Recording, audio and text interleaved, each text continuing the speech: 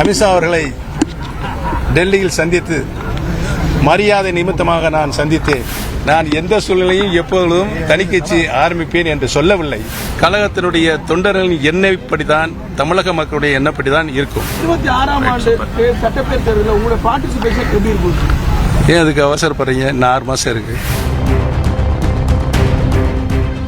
ஐயா, நீங்க மீண்டும் தேசிய ஜனநாயக கூட்டணிக்கு வர இருப்பதாக ஒரு தகவல் வருது ஐயா. அமித்ஷா அவர்களுடனான சந்திப்புக்கு பிறகு அது குறித்து உங்களோட பதில் என்ன? மத்திய உள்துறை அமைச்சர் மாண்புமிகு அமித்ஷா அவர்களை டெல்லியில் சந்தித்து மரியாதை நிமித்தமாக நான் சந்தித்தேன். அந்த சந்திப்பின் பொழுது தமிழகத்தில் இருக்கின்ற இன்றைக்கு இருக்கின்ற அரசியல் சூழ்நிலைகளை நான் எடுத்துக் கூறினேன். அவர் கவனமாக கேட்டு தன்னுடைய அன்பான வார்த்தைகளை கூறி அனுப்பியிருக்கிறார் என்பதை தெரிவித்துக் கொள்கிறேன்.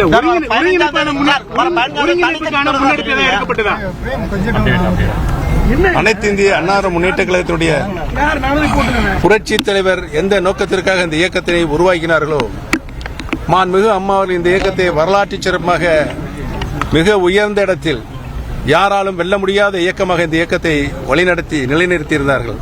அந்த நிலை மீண்டும் தமிழகத்தில் உருவாக வேண்டும் என்பதுதான் கழகத்தினுடைய அடிப்படை தொண்டர்களின் எண்ணம், நினைப்பு.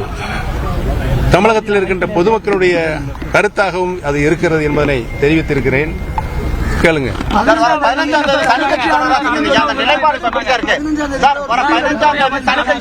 கேள்வியே தப்பு. நான் எந்த சூழ்நிலையும் எப்பொழுதும் தனிக்கட்சி ஆரம்பிப்பேன் என்று சொல்லவில்லை.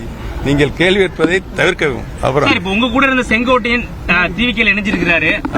நீங்க ஏதாவது அவர்கிட்ட பேசுனீங்களா? நீங்களும் கூட்டணி நான் அவர் என்னிடம் பேசவும் இல்லை, நான் அவரிடம் பேசவும் இல்லை.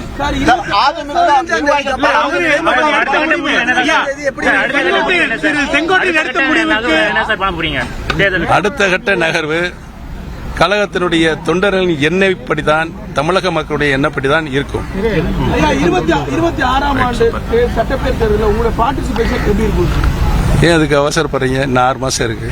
பொறுத்திருங்க, நல்ல செய்திகள் வரும். பலர் திமுக தொடர்ந்து நினைச்சுட்டே வராங்க. அதிமுக நிர்வாகி பலர் திமுக நினைச்சுட்டே வராங்க. ஜனநாயகம் அது, யார் வேண்டாலும் எங்க வேணாலும் செல்லலாம். நான் சொன்ன